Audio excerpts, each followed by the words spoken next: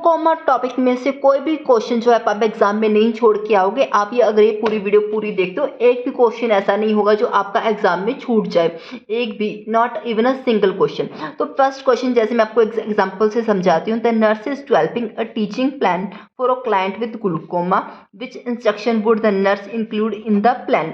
तो सबसे पहले हम ये समझेंगे कि ग्लूकोमा होता क्या है। इसके लिए आप आती हैं इस पेज पे।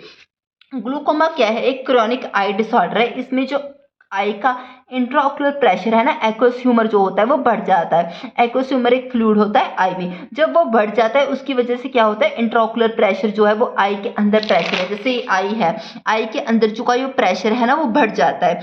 तो इसको बढ़ने की वजह से यहाँ पे जो ऑप्टिक नर्व है वो डैमेज हो जाती है, वो कंप्रेस हो जाती है। कंप्रेस होने की वजह से हमारी जो आई साइड है वो बंद हो जाता है दिखना, धीरे धीरे हमें ये ग्रेजुअल लॉस होना शुरू हो जाता है। यही हम आपको बता रहे हैं। इस साइड देखिए, क्रॉनिक आई डिसऑर्डर है। क्रॉनिक होता है मतलब कि लंबे टाइम चलने वाली बीमारी। ये क्वेश्चन आएगा, इसी का क्वेश्चन बनेगा आगे जाके, इसलिए हम आपको ये डीपली समझा रहे हैं। इसमें इंट्राओक्युलर प्रेशर इंक्रीज हो जाता है, इसकी वजह से हमारी ऑप्टिक नर्व जो है वो डैमेज हो जाती है। उसकी वजह से हमें प्रोग्रेसिव या फिर एंड इरिवर्सिबल विजन लॉस हो जाता है। मतलब प्रोग्रेसिव मतलब धीरे धीरे, इरिवर्सिबल मतलब जो ठीक ना हो सके। ये भी क्वेश्चन बनेगा आगे जाके। अब जब हम एमसीक्यू सॉल्व करेंगे ना, तब आपको पता चलेगा कि ये सारे एक एक वर्ड के हैं जो क्वेश्चन बनते हैं। इरिवर्सिबल बहुत ज्यादा इंपॉर्टेंट वर्ड है ये। अगर आगे वीडियो देखोगे ना उस टाइम पे समझ में आएगा इरिवर्सिबल इंपॉर्टेंट क्यों है। विजन लॉस हो जाता है प्रोग्रेसिव धीरे धीरे, इरिवर्सिबल मतलब जो ठीक ना हो सके। अब इसके दो टाइप्स हैं। पहली वन है open angle glaucoma, second one है क्लोज एंगल ग्लूकोमा। इसमें क्या होता है, ग्रेजुअल इंक्रीज होता है आईओपी, मतलब धीरे धीरे आईओपी इंक्रीज होता जाता है। ये पेनलेस होता है, इंसान को पेन वगैरह भी नहीं होता है। और slow loss of peripheral vision. अब पेरिफेरल विजन क्या होता है? पेरिफेरल विजन होता है जैसे कि आप फोन चला रहे हो, आप वैसे फोन में आपकी नजर है, लेकिन फिर भी आपके आसपास जो हो रहा है वो आपको दिखाई देता है, जबकि हमारा पूरा ध्यान जो है वो फोन पे, लेकिन फिर भी हमें आसपास की चीजें जो है दिखाई देती हैं। वही होता है पेरिफेरल विजन। लेकिन इसमें क्या होता है, इंसान की पेरिफेरल विजन है जो धीरे धीरे वो खत्म होती जाती है। इसको बोलते हैं silent site thief of site, मतलब धीरे धीरे हमारी जो नजर है वो खत्म होती जाती है। उसके बाद इसकी सेकंड टाइप है क्लोज एंगल ग्लूकोमा। इसमें क्या होता है, सडन इंक्रीज हो जाता है आईओपी, एकदम से इंक्रीज हो जाता है, और ये एक इमरजेंसी कंडीशन है। इसमें क्या होता है, हमारे आई में सीवियर आई पेन होता है, हेडेक होता है, नोजिया होता है, वॉमिटिंग होता है, ब्लड विजन, हेलो स्लाइड। ये सारे जो है इन चीज़ों के क्वेश्चन बनते हैं। ये सारे साइन जो मैंने आपको पढ़ाए हैं, इन सारी चीज़ों के आगे जाके क्वेश्चन बनेंगे। जब हम क्वेश्चन सॉल्व करेंगे ना, तब आप देखना ये एक एक वर्ड के क्वेश्चन बनते हैं। जैसे ये डायग्नोसिस है, इसका पता कैसे चलता है, टोनोमेट्री नाम का एक टेस्ट होता है, उसकी वजह से क्या करते हैं हम मेजर कर सकते हैं आईओपी। ये भी क्वेश्चन है, मैं आपको दिखाना चाहूंगी। आप देखिए which diagnostic test confirms glaucoma, Snellen chart, fundoscopy, tonometry, perimetry. तो इसका आंसर है जो टोनोमेट्री।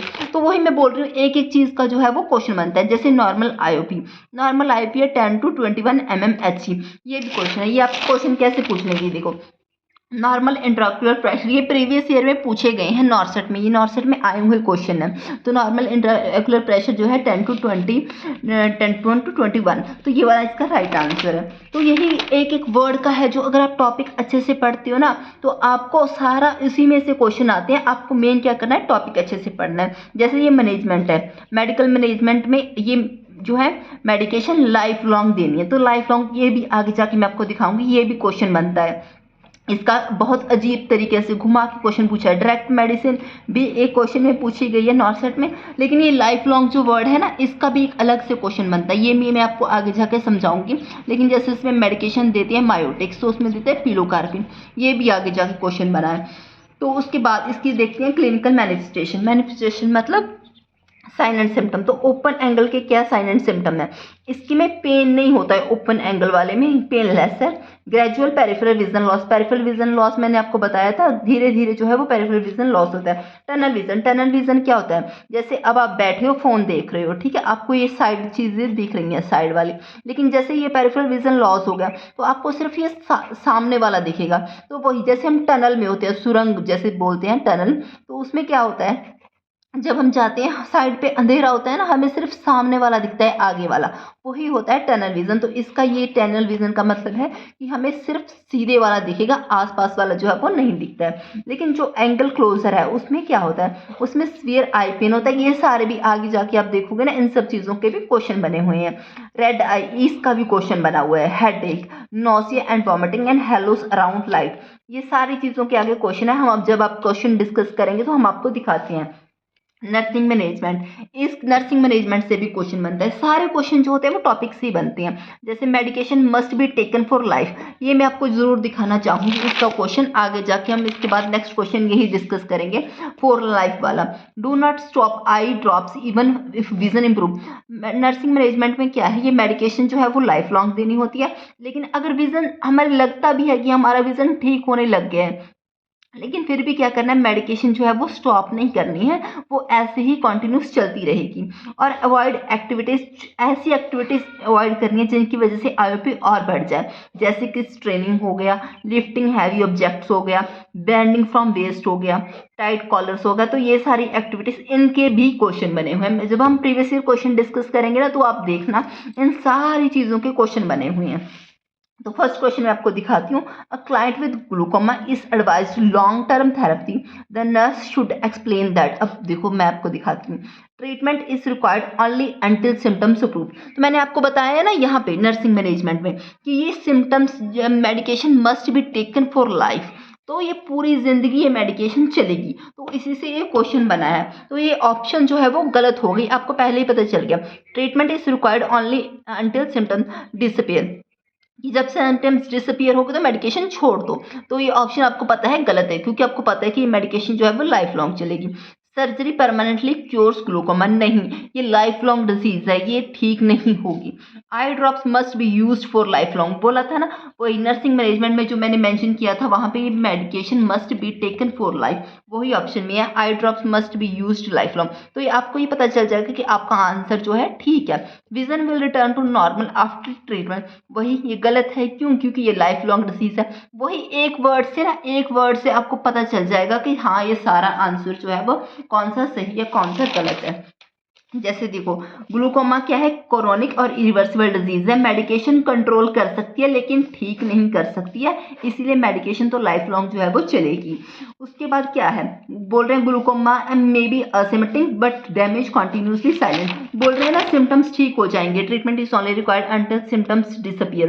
तो सिम्टम्स तो हो सकता है कि डिसअपियर हो जाए, लेकिन ये क्या होता है ग्लूकोमा में, ये असिम्प्टोमेटिक डिजीज है। कई बार हमें सिम्टम्स शो नहीं होते हैं, जैसे उसमें ये है ना, मैंने आपको बताया था इसमें ओपन एंगल ग्लूकोमा में, इसमें सिम्टम्स शो ही नहीं होते हैं, ग्रेजुअल इंक्रीज होता रहता है, पेनलेस होती है हमारे, कोई सीवियर आई पेन नहीं होता है, कुछ नहीं होता है। तो इससे क्या होता है पता नहीं चलता, इसलिए सिम्टम्स कंटिन्यू रहते हैं। लेकिन ग्लूकोमा होता है, इसलिए मेडिकेशन जो है वो बंद नहीं होनी चाहिए। इसमें देखो नेक्स्ट क्वेश्चन आपको दिखाती हूँ। What is the earliest sign of open angle glaucoma, earliest sign क्या है, severe eye pain, sudden loss of vision, peripheral vision loss, redness of eye. तो इसमें से बोल रहे हैं कौन सा जो है वो है। अब मैंने आपको दिखाया था ओपन एंगल ग्लूकोमा, यहाँ पे ओपन एंगल ग्लूकोमा में देखो ग्रेजुअल इंक्रीज ऑफ आईओपी है, तो इसमें है ग्रेजुअल इंक्रीज ऑफ आईओपी, नहीं, इसमें क्या है, सडन लॉस ऑफ विजन है। इसमें क्या होता है, सडन लॉस ऑफ विजन नहीं होता है, इसमें धीरे धीरे इंसान की जो आई साइड है वो जाती है, पहले पेरिफेरल विजन जो है वो जाती है, इसलिए ये ऑप्शन क्या हो गए, गलत हो गए। जो मैंने आपको ये बताया था स्फीयर आई पेन, स्फीयर आई पेन मैंने आपको बताया था क्लोज एंगल ग्लूकोमा में, क्लोज एंगल ग्लूकोमा में। तो इसलिए ये ऑप्शन भी क्या हमारी है, जो गलत है, ये भी ऑप्शन गलत है। रेडनेस ऑफ आइज, अगर आप साइन एंड सिम्टम जाके देखोगे, आप इसको एक बार अच्छे से ना लिख लेना नोटबुक पे, ये इनके साइन एंड सिम्टम, इसके ये ओपन एंगल ग्लूकोमा के हैं, ये क्लोज एंगल ग्लूकोमा के हैं, और ये पीछे से हैं ओपन एंगल ग्लूकोमा के और क्लोज एंगल ग्लूकोमा। इनको अच्छे से लिख लेना क्योंकि ये एग्जाम में पूछे जाते हैं। रेडनेस ऑफ आइज, ये भी क्लोज एंगल ग्लूकोमा में। पेरिफेरल विजन लॉस, ये होता है ओपन एंगल ग्लूकोमा में। ये ऑप्शन इसलिए सही है, बाकी ऑप्शन जो है वो गलत है। उसके बाद हम आपको आगे दिखाते हैं। आगे जो क्वेश्चन है देखो, a patient with acute angle glaucoma is likely to experience painless vision loss किस में होता है? ओपन एंगल ग्लूकोमा में। इसमें क्या है बोला है? क्लोज में, इसलिए ये ऑप्शन क्या है? गलत है। उसके बाद येलो सक्लेरा नहीं होता है। येलो सक्लेरा किस में होता है? जॉन्डिस में होता है, ना कि इसमें, इसलिए ये ऑप्शन भी क्या है? गलत है। Severe eye pain with nausea, ये ऑप्शन सही है। इसमें क्या होता है? एक्यूट एंगल क्लोजर ग्लूकोमा में सडन आईओपी राइज होता है, इसकी वजह से सीवियर हेडेक होता है, पेन होता है, नॉसिया होता है, वॉमिटिंग होता है। इसके साइन एंड सिम्टम अगर आप याद रखते हो तो आपको पता चल जाएगा कि ये ऑप्शन सही है। फोटोफोबिया ओनली नहीं, सिर्फ फोटोफोबिया ग्लूकोमा की हमें पहचान नहीं करवाता है, वो उसकी सिर्फ पहचान सिर्फ इससे नहीं होती कि फोटोफोबिया है। ये क्वेश्चन हम ऑलरेडी कर सकते हैं। ग्लूकोमा का कैसे कंफर्म होता है? टोनोमेट्री टेस्ट से। नॉर्मल आईओपी होता है 10 to 21, जो ये 5 to 10 है ये हाइपोटोनी है, मतलब ये कम है इंट्राओकुलर प्रेशर।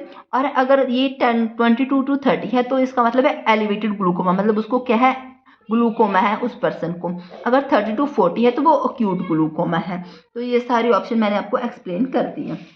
उसके बाद ड्रग पूछा गया है ग्लूकोमा में कौन सा देना है, तो एट्रोपाइन नहीं देंगे, क्योंकि एट्रोपाइन से ऑलरेडी जो है ग्लूकोमा इंक्रीज होगा, तो उसका तो पहले से ही बढ़ा हुआ है, इसलिए ये ऑप्शन हम गलत कर देते हैं। पिलोकार्पिटिन ये ऑप्शन जो है वो राइट है, ये आप याद भी कर सकते हो। जेंटामाइसिन आपको पता है कि ये एंटीबायोटिक है, ये हम ऑलरेडी नहीं देंगे। उसके बाद डेक्सामेथासोन ये भी क्या करता है? इंक्रीज करता है आईओपी को, इसलिए हम ये भी गलत है, ये भी गलत है। तो आपको पता चल गया ना रैशनलाइजेशन से कि ये बाकी ऑप्शन गलत क्यों है और ये सही क्यों है।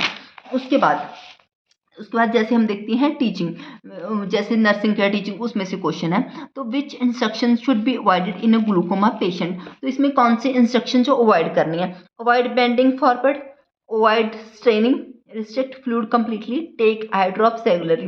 देखो आई ड्रॉप्स उसको रेगुलरली लेनी ही लेनी है, ठीक है।